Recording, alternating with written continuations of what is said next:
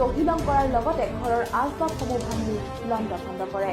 চিৰাং জিলাৰ আছুৰ সভাপতি ৰূপম কুমাৰ দাসে দুয়োটা ক্ষতিগ্ৰস্ত পৰিয়ালকে কিছু আৰ্থিক সাহায্য প্ৰদান কৰাৰ লগতে সংশ্লিষ্ট কৰ্তৃপক্ষক পৰিয়াল দুটিলৈ সহায় কৰিবলৈ দাবী জনায়।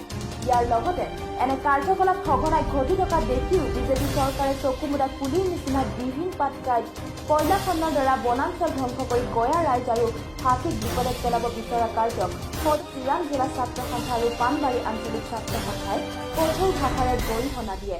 যোৱাকালি ৰাতি আহি মানে হাতীয়ে আমাৰ এইটো খুৰীমাৰ মানে ঘৰটো ভাঙি দিছে। এনে মানে কি পৰিস্থিতি কেনেকৈ চলিব? ঘৰ বাহিনী ভাঙালি থাকিব নোৱাৰোঁ, ভাঙাই দিলে কেনেকৈ থাকিম আমি? যদি আহি আৰু মানুহবিলাক বা ক্ষতি কৰে বা কেনেকৈ এনেকৈ হেৰি কৰিব?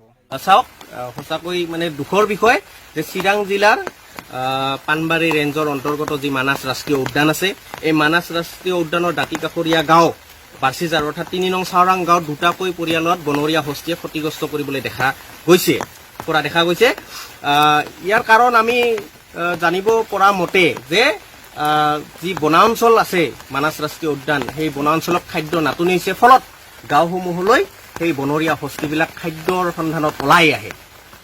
কিন্তু আমি দেখিবলৈ পাইছো যে এইবিলাক কাৰণ দেখা পায়ো এই যি বিজেপি নেতৃত্বাধীন চৰকাৰখন যে আছে, তৎসত্বেও তেওঁলোকে কি কৰিছে যে যি দিহিং পাটকাই আছে, সেই দিহিং পাটকাই কয়লা খননৰ জৰিয়তে দি সেই দিহিং পাটকাই বনাঞ্চলখন ধ্বংস কৰিব বিচাৰিছে আৰু এনেকুৱা পৰ্যায়লৈ তেওঁলোকে ৰূপান্তৰিত কৰিব বিচাৰিছে। গতিকে ৰাইজক মই অনুৰোধ জনাব বিচাৰিছো যে সময় সমাগত যে যি বিজেপি চৰকাৰ আছে তেওঁলোকক উৎখাত কৰাৰ কাৰণে আগন্তুক দিনত যাতে ৰাইজে সজাগ আৰু সচেতন হৈ থাকে আৰু ইয়াৰ লগে লগে যি সংশ্লিষ্ট কৰ্তৃপক্ষ আছে তেওঁলোকক এই ক্ষতিগ্ৰস্ত যি পৰিয়াল দুটি আছে এই পৰিয়াল দুটিক আৰ্থিক সাহায্যই হওক বা তেওঁলোকক ক্ষতিগ্ৰস্ত বিলাক পূৰণ কৰাৰ কাৰণে সদৌ চিৰাং জিলা